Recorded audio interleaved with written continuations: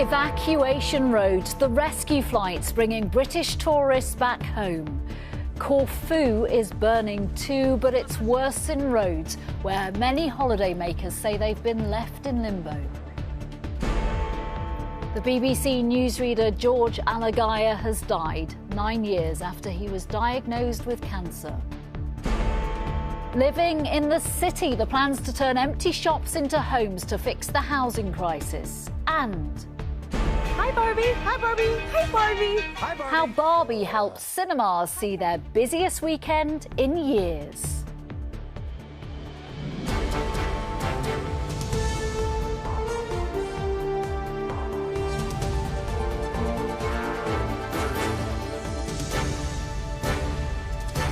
This is the ITV Lunchtime News with Nina Hossain.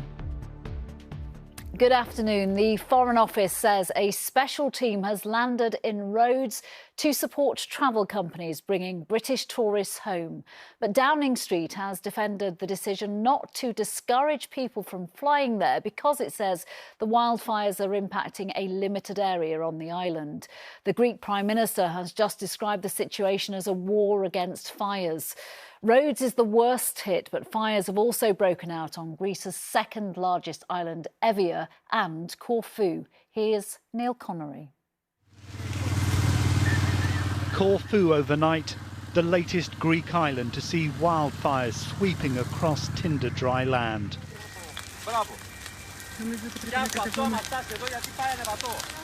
An evacuation order for parts of the island has seen more than 2,400 people moved. Officials have blamed arsonists.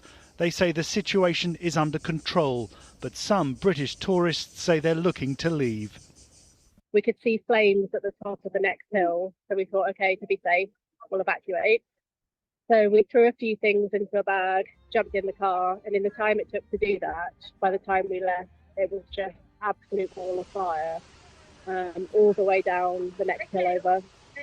Smoke everywhere, cars completely covered in ash. These are the latest pictures from Rhodes. Authorities say wildfires there, affecting around 10 to 20% of the island, are still out of control. Some tourists had to flee on foot as fires spread on Saturday towards resorts on its eastern coast. Some of those affected have been sleeping at makeshift rescue centres. We had like 4 families, one in each corner most of the time. Been treated very well here, yeah. And you can't. The volunteers have been amazing. Yeah, amazing. A short time ago, the Greek Prime Minister told Parliament, "We are at war, completely focused on the fires. We have 3 tough days ahead of us." Both EasyJet and Jet2 are flying repatriation flights today to bring stranded holidaymakers home. But the anxiety for those caught up and those planning to holiday in Rhodes continues. Neil Connery, ITV News. Our consumer editor Chris Choi is at Stansted, where some of the rescue flights are coming in. What's the latest advice for people who are due to fly out there but understandably might not want to now? Well, of course, they're in a really difficult situation. There have been some updates throughout the day. Let me just take you through them now, starting with TUI. They've cancelled booked holidays up to and including those due to depart tomorrow. EasyJet has cancelled EasyJet holiday packages in the same way. Refunds will be given, but flights will continue. They're not cancelled, but there is some flexibility for customers. Jet2 cancelled flights and holidays to Rhodes through to Sunday, July the 30th, with refunds or rebooking options being given. Ryanair's latest information is that flights to and from Rhodes will operate as scheduled. So it all leads to this question: if you've seen all of this that's going on and you've got a booking and you decide you simply, because the Foreign Office has not said that it's advising against holiday travel to Rhodes, if you simply just cancel yourself, you're in a very tricky situation. You may not get refunds or insurance payouts. So please go through all options with your travel firm. Chris, thank you very much. The BBC newsreader George Alagaya has died at the age of 67, 9 years after he was diagnosed with cancer. And that's the BBC's News at 6 on Wednesday, the 31st of August. You can keep up with all the latest... The Sri Lankan-born journalist was the face of BBC One's 6 o'clock news, first presenting the programme in 2003. Before that, he was a prominent foreign correspondent. The BBC's Director General, Tim Davies, said George was one of the best and bravest journalists of his generation who reported fearlessly from across the world. He was first diagnosed with bowel cancer in 2014, but last year he said he was taking a break from work after a scan showed it had spread further. His agent said he died peacefully, surrounded by his family. Can the government meet its promise of building 1 million new homes before the next election? The Prime Minister insisted today it can, as plans were announced to make it easier to create more homes in city centres to help fix the housing crisis. Our political correspondent, Romney Weeks, has the details and the reaction. It's unused shops like these at a rundown shopping centre in Bristol that the government wants to see converted into flats. But this place definitely needs livening up. So maybe some nice flats there would be nice. Yeah, I think it might make the area look a lot better. If it's affordable, then people can access housing a bit better. So I suppose it'll be good. It's part of the Prime Minister's plan ahead of an election to accelerate sluggish house building. We want to build in the right places. So that's more brownfield, expanding upwards and outwards, densifying our inner cities. Those are all practical, sensible ways to continue delivering homes. But even as Michael Gove was setting out the measures... Good morning. One Tory backbencher was complaining about too much building in his area. It will be the case, I'm sure, that Conservative backbenchers and others, once they have a chance to look at our plans, will realise that this is in the national interest, and that's why we're acting. In their 2019 manifesto, the Conservatives promised 1 million homes by the time of the next election and 300,000 new homes by the mid-2020s. The latest figures suggest although they might meet the first promise, they're well short of the second, with just 233,000 homes completed in 2021-22. We've got a huge swathes of England now where not much is happening, and whilst existing schemes are being built out, as we move forward over the next several years, we're going to see less and less home building, more and more pressure back into the rental sector, more and more pressure on house prices as a consequence of lack of supply. So I have real grave concerns in the next 2 to 3 years about our ability to meet the country's housing needs. The Labour Party too are promising more house building by restoring housing targets, but it's not something either party have found particularly easy to deliver. Romley Weeks, ITV News.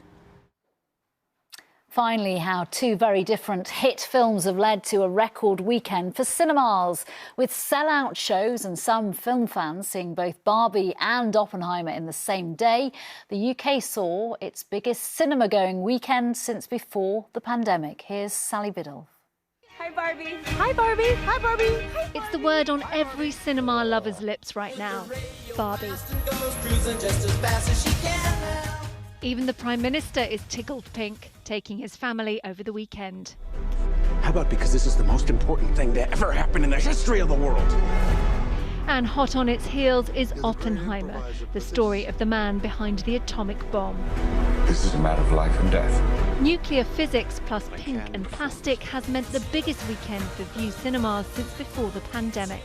And globally, it's the same story. Barbie taking $337 million at the box office since Friday, with Oppenheimer grossing $174.2 million in ticket sales.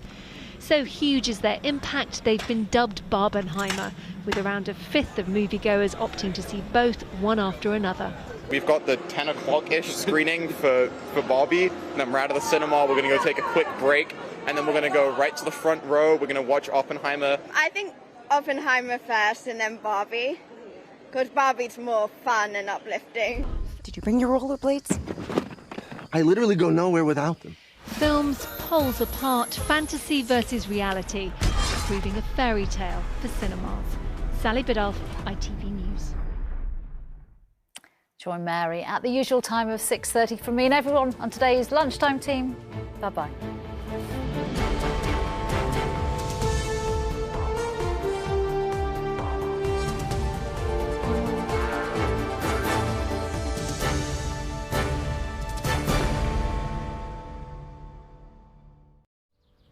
Everywhere will be lovely and warm today. You might even be tempted to go for a dip. Heinz Seriously Good Mayonnaise sponsors ITV National Weather. Hello there. Bright spells and scattered showers as we head through the rest of this afternoon. Some of the showers will be on the heavy side, but with a breeze, they'll move through quite quickly. Our temperature's a little disappointing for this time in July, but in any sunshine, probably feeling pleasant enough. Now, as we head through the course of this evening and night, those showers certainly continuing for a time, particularly around the north and west coast. Showers running through Scotland as well, and here we'll probably hold on to a fair bit of cloud cover, but elsewhere, largely clear skies, allowing our temperatures to drop away tonight. It will be cooler tonight compared to last night. So heading through the day tomorrow, well, another day of sunshine and showers. The showers most heaviest and most frequent through Scotland and northeastern parts of England. I think for Wales, southwest England here, escaping generally dry with sunny skies. Our temperatures tomorrow will be perhaps a degree or so warmer than today. We're looking at highs of around 21, 22 degrees Celsius. Bye-bye for now. Heinz Seriously Good Mayonnaise sponsors ITV National Weather.